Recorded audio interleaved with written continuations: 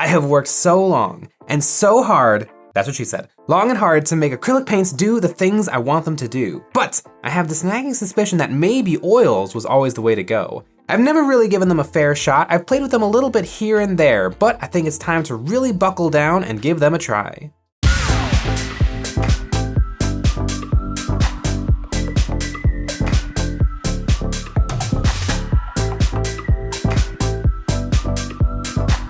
Hey guys, Jay here. Welcome to Eons of Battle. Oil paints are the hot new thing right now. Stop writing your comment, I know they're not. I know oil paints are nothing new, but 5 years ago, many painters were not using oil paints the way they're using them today. It feels like how airbrushes felt back in the day. I'd see people complaining that you don't need an airbrush, regular paintbrushes can do all the things an airbrush can do, which is true. But boy, does the airbrush make it easier. And similarly today, it's looking like, yes, you can do all the same things with acrylic paints that oils can do, but boy, do oils make it easier. And that is what I want to do today. I want to tackle a project specifically designed for oils, because all previous attempts have really just been getting my feet wet. I have tried oils a little bit, but I was never super satisfied with the results. I had good luck with the black oil wash on some Necrons. The oil wash worked fast and perfectly shaded these Scorpec destroyers, and I used a white oil paint to quickly paint the recesses of their weapons. But the next time out with the oils, disaster struck. I put a black oil wash on these metal lictors, and it took them from colorful and vibrant to a dark, muddy mess. I was so bummed I have not gotten back around to fixing them. Yet. Lately, I've been trying to see how oils work when used like acrylics. I painted these assault intercessors using oils and a brush to do highlights, and it worked pretty good. It was an interesting experiment, but I can't say it was any easier or it saved me any time. Oils are definitely a tool like any other, and it takes lots and lots of trial and error and tons of practice to get the hang of it. But I want to unlock the magic of the oils. I see the true might of the oil paint, and I want that. I want my painting to get better, and I want to finish more things faster, and I see oils as the perfect way to achieve that. In testing out oils, I have built up a nice little collection of supplies, including some cheapo student grade oils and all the way up to some really nice artist brand stuff, and everything in between. And I have a nice collection of thinners that I'm all convinced are the exact same thing. So I have all of the supplies I need to pull off this witchcraft, but I don't have the models. Or do I? Kroot. Kroot are the weird bird lizard cannibal allies of the Tau, and although I have no interest in the Tau, New Kill Team has made me want to put together a fire team of these reptiles. Kroot has a surprisingly large cult following. They even got popular enough that Forge World tried to make them their own army with some Kroot cavalry, which are positively adorable, Kroot riding Kroots. And they even came out with a Kroot version of a vehicle in the Great Narlock. This guy is a beast, literally and figuratively. Rawr. Unfortunately, like all good things, Forge World discontinued these Kroot models 7 years ago, and now they are incredibly rare and hard to find. Although not impossible, I'm keeping my eyes open.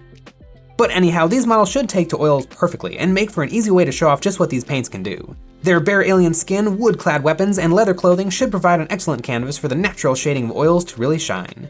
I went out of my way to find all the best possible bits and models for my kill team, including the classic Kroot carnivores, the powerful and chunky fine-cast resin Krootox, the ultra-fast dog-like Kroot hounds, and for my leader, I acquired Dayak Gurek, the Kroot tracker from Blackstone Fortress. And you might have noticed not all these parts and models are official.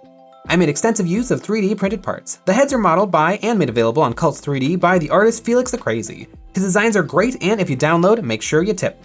And the Kroot hounds are incredibly gorgeous and designed by the genius behind Bestiarum Miniatures. I'm not saying that these are better than the Games Workshop versions, but... Anyhow, there are 3 lovely and dynamic poses, and I think 3 will be the magic number in Kill Team 21. And if you were planning on picking these up from MyMiniFactory, Alex is giving our viewers 40% off the Monster Hounds and his entire store until the end of December. Shop with the code EOBESTI. And while you're there, check out his Patreon too. He has some incredible stuff in the works. Now, these Kroot hounds are printed by Nick, and luckily, Anycubic was nice enough to send a Photon Mono X6K, and Nick gave it a test drive. This machine is perfect for printing all 12 heads and the 3 Kroot hounds with plenty of space to spare. And although the bed size is big at 9.25 inches, the details even on the small Kroot heads are absolutely amazing. Nick even got carried away and decided to do a little stress test on the machine and printed a Kroot hound giant. A few supports and drainage holes later, and the machine did its magic. Look at this demon puppy, large and in charge and super crispy. If you want to learn more about this printer, you can find a link in the description below. Now, because of the 3D printed parts, I may not be allowed to play with this army at events at Warhammer World in Nottingham. Darn. but they look slick, and they feel special to me because of the extra effort I put in to acquire all the best parts. So I have my Kroot kill team. I am committed to painting them with oil, so the next step is painting.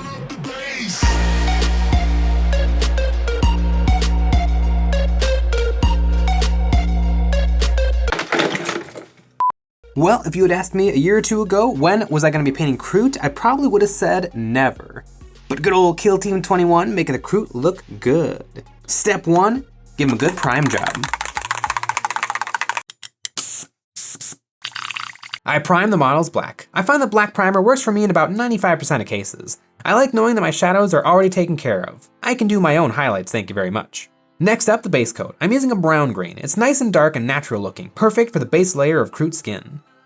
Next, I'm gonna do a highlight layer with some Citadel Death Guard green, and this must be the worst paint Games Workshop makes. The coverage on this is absolutely terrible, which is crazy because this is a base paint. It is supposed to have excellent coverage, and instead it's got the coverage of milk.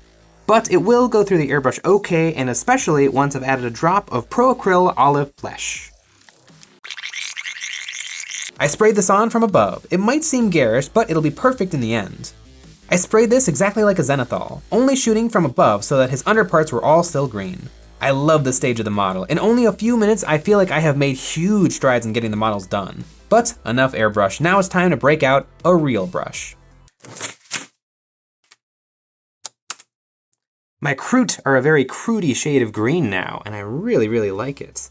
Often I have trouble getting the most out of my airbrush because I kind of feel like if I can't paint most of it with the airbrush, I usually don't bother and I just zenithal it and then do everything with brushwork. But I feel like, especially with models like this, where they're mostly one color, a great use is just to spray on my base color and then spray on one highlight, and it gives me a big ol' head start on finishing the models. I prepared myself a palette. I want to keep it simple, not too many colors. I started how I start any paint project, with black and white, then a little mahogany brown for the brown stuff, then a green brown for all the other brown stuff, some tan, this will be for stitches and mixing, some demonic yellow for eyes and lenses, some Death Guard green, my highlight color for the skin, and lastly, some gray. I think I will do non-metallic metals for these Kroot weapons. Now it was time for the oh so much fun base coating. Yay! I put my green brown on all his leather clothing, just one nice thick coat. Then I used my mahogany brown, which is a red brown on the gun. Because these browns have such different color, they will not blend into each other. If you use the same brown, it'll look like his shirt is made out of gun. Browns can be tricky colors to work with. Next up, the gray. I painted everything that'll be metal with this color. It will provide a very nice base to work from. At this point, the painting is very simple. Everything gets a color. No worrying about value or shading or highlighting, just base coating. For his porcupine quills, I painted them black. This is a very uniquely Kroot thing, and I like it. And for all his little spikes and stitches, I painted these with tan, bright tan. I want these to cut through the oils eventually, so one thick coat each. Getting these models properly base coated wasn't too difficult, but it did take lots of time and it wasn't much fun. It's like doing a coloring book. You color every cell one color, painting carefully to keep everything inside the lines. It's not flashy or cool, but it needs to be done, and now these guys are done, so I get to reward myself with some oils. I can't wait. I poured myself a wash cup of mineral spirits and I prepared my palette. I put tinfoil over it so I can let the paints dry and throw it away when I'm all done. Then it was time to prepare my oil palettes. The oil paint is very thick, so I smushed it onto the palette and added some thinner. I prepared all the colors I would need, a brown wash, a black wash, a green wash, and a red wash. And then I added thinner, probably 75% thinner to paint, and began mixing them up. I darkened them all as I need them to be much darker than the colors already on my Kroot, and I mixed lots of brown into my green so it better matched my original base coat of green. These are much thicker than normal washes. They're very similar in consistency to regular thinned acrylic paint. As you can see, the green is a lot darker, and so is the brown. It'll help darken everything without it looking black. Matching the colors will work better than just giving everything a black oil wash. I globbed the green, brown, black oil mixture onto all his green parts. I worked somewhat carefully, but it's no big deal if some of the parts get color somewhere else. It just adds to the natural shadows. I put my brown oil all over his brown stuff and black all over the metal. At this point, it looked terrible, but that's a good thing. It's important to have the model 100% gooped. Now I took a makeup brush and I wiped lots of it off. I did this right away on each guy. I'm not pressing too much, just touching every spot so the oils will remain in the recesses, and boom. Look at that, instant value. I find that 30 or 40 minutes after I've applied oils is the perfect time to do my final adjustments. At this point, the paint has started to dry and it's acting a little bit more like you'd expect fresh acrylic paint to be. when it's super wet and you can wipe it off really easily, but you're pushing the rest of the paint around. But now that it's dry, I can wipe away a specific section without damaging other sections. So right now, I'm gonna do all of my final touches and get rid of anything I don't want to see, and then I'm gonna set them aside for many hours, because acrylic paint is not gonna wanna go onto this until it is dry. It creates a little bit of a hydrostatic layer. If you put on acrylic paint, it's gonna bead up, but it should be lovely once it's all dry. I did this to every Kroot one at a time, painting all the parts and then wiping it away. Oils do take a long time to dry, but they will be easiest to remove when fresh, and I want this to be easy. Right now, I'm removing about 80% of the oils, and later on, I'll give them a second look to do any last-minute changes, but this is when the bulk of the work is getting done. This is different from washes in that I have more control. I'm wiping away 100% of the paint from the highest parts, the tops of the muscles, the head, the hands, and the dark oils remain only in the bottoms and recesses, which is perfect. Basically, everything the makeup sponge cannot reach should stay dark. But you know what doesn't have a long dry time? That's right, our Patreon. If you like the videos we make and you want more, the best way to support us is by becoming a member of our Patreon. Over there, you'll gain access to some behind the scenes, voting on what models I paint live here on YouTube, a live hobby hangout every week, some terrain STLs, and more. With that said, let's see how the oils turned out. And many hours later, the oils were dry-ish, dry enough to take the next steps. Don't the models look really well shaded? The oils did a good job. Next, it was time for highlights. I took my highlight green and began stippling my original acrylic light green on tops of his muscles and skin. I applied this sparingly. A lot of the work has already been done by the oils, so I just added more paint to the raised edges. I moved the model in my hand and looked at it from every angle, and anytime I saw a muscle or patch of skin that I could easily reach, I gave it a highlight with my brush. But anything that looked like it would be even slightly annoying, I left with just the oils. This worked really well. It made the painting much simpler and did a really good job of adding value. I continued to follow this rule for the rest of the paint job.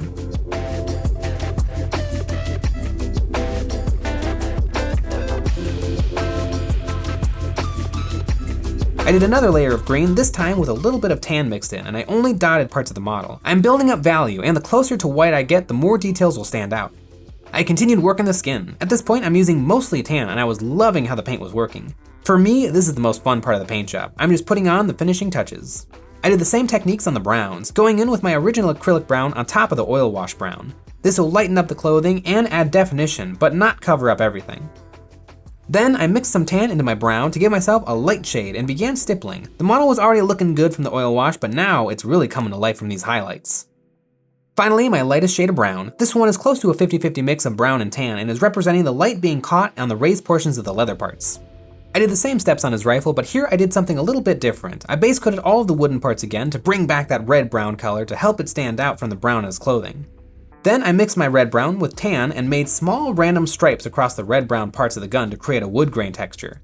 I mixed up a lighter shade still and continued my stripes. This worked really well to create a convincing wood finish, and even though it's not a perfect wood grain, it gets the point across very nicely without too much work.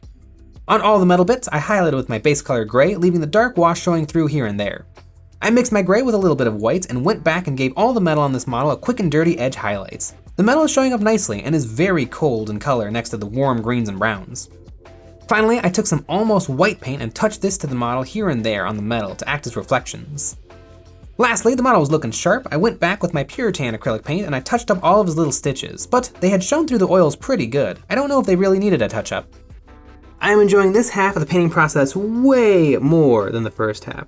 The first half was all base coating and really setting myself up for this part of the painting process, and this I much prefer. It's adding the last 20% that really brings the model to life. Every brushstroke is the final brushstroke, and everything I'm doing is just making it look that extra 110% awesome for the tabletop.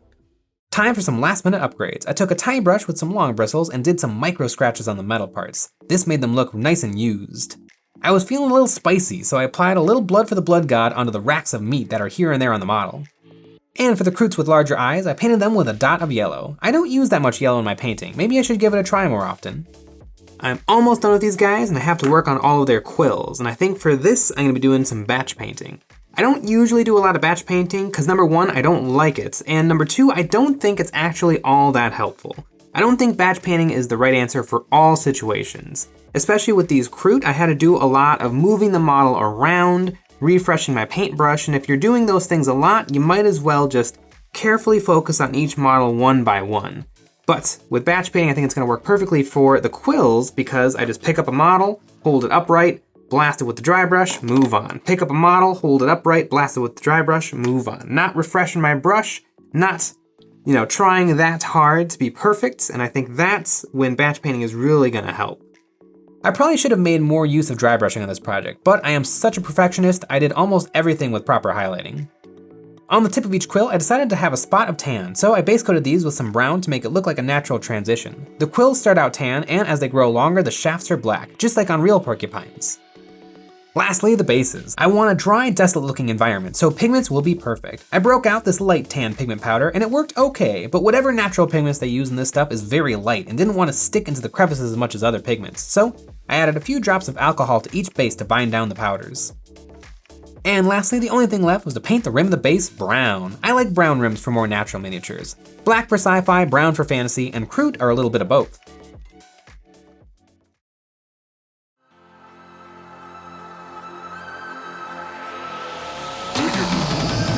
The Kroot are tall, bird-like aliens, and although they may look primitive, they should not be underestimated. The Kroot are powerful warriors who operate as mercenaries. Their savagery is for hire by the major and minor factions of the galaxy. The Kroot's warrior society stems from their own unique brand of evolution. They have an unusual ability to manipulate their own bodies by eating the flesh of other creatures. Devouring orcs will build up their muscle mass, while devouring Eldar will give them enhanced reflexes.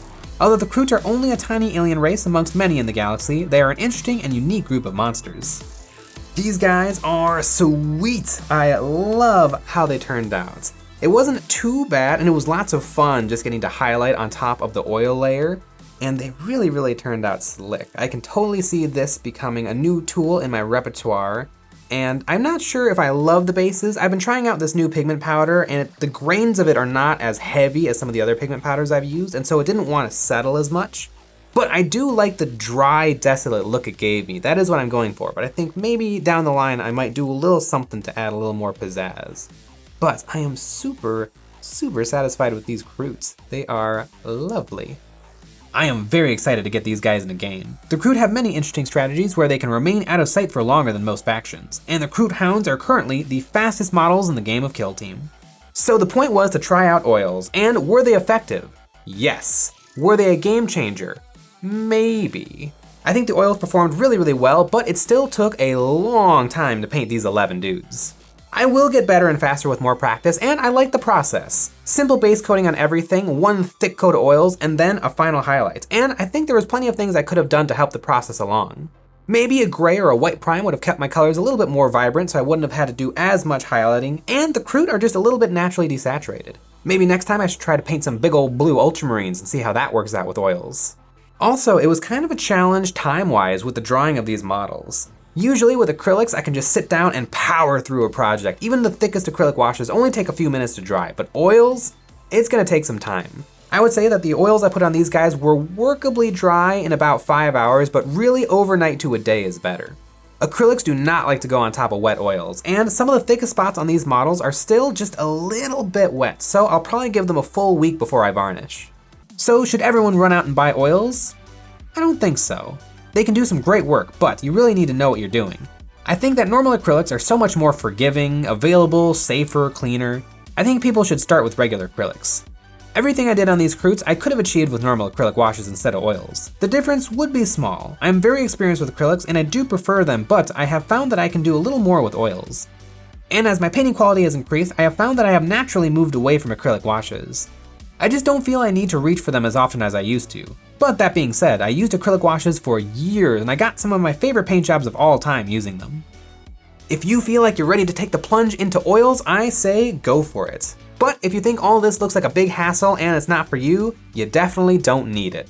So what do you guys think? I wanna know two things. Do you think oil paints are exciting, or do you think they're more trouble than they're worth? And should the Kroot be moved out of the Tau Codex? Maybe like the Inquisitors or the Assassins could be taken by any Imperium army, maybe the Kroot mercenaries could be taken by any Xenos army. Let me know in the comments below, but now it's time for the real star of the show, this week's EOB Complete submissions. We put out a challenge to our community to send us before and after photos of their recently finished models to be immortalized in our videos. If you want to join in the fun, you can submit a before and after photo of your painted mini to our Discord server, which you can find in the description below, or you can post it to Instagram with the hashtag EOBComplete. Without further ado, let's look at and get inspired by what the folks have finished this week. An Assault on Black Reach Space Marine Captain by Khan Industries, 1,000 Suns Exalted Sorcerer by Rotoyo, some Inquisitor Crusaders by Just Cruizin, a Dwarf Warden King by Dark Quail, a Space Marine Captain by Bulldoglegion, a Blood Angel with Melt-A-Gun by Silly Boy, a Doomslayer by Birthday Dragoon, a Primaris Chaplain on Bike by Teabagger, a Veteran Guardsman Kill Team by Josh 5600, a Custom Black Templar Mandalorian Reaver by Gremlins Eat 2, an Orc Boondaka Schnazwagon by The Raging Modeler, a Squad of Napoleonic Soldiers by Arthur, some Stormcast Eternals by Sea Maniac, a Custom Necron Kill Team by Ao O'Main, some Uruk-hai from Lord of the Rings by Zet Stymies, a Squad of Beast Negaboys by Falling Bravely, a Custom Space Marine Captain by Big Zoo, a Wolfguard Pack Leader by Emo Wing 666, a 3D printed tank by Lazy Man Hobbies, a Skellywog Leader by Rockham, a Seraphon Stegodon by Matt Alex 65, a Cockatrice Monster by Caveman 73, an old Warphead miniature by The Brave, some Thousand Suns Rubric Marines by Not So Spicy Buns, and a Demigorgon by Lancesfantasygaming. Congratulations to everyone for a job well done. It's no small feat to get paint on minis, and you all should feel really proud. Nothing gets the hobby juices flowing like finishing a project, and we all thank you for sharing your work, motivating us and the hobby community to paint our plastic. Thanks for sharing.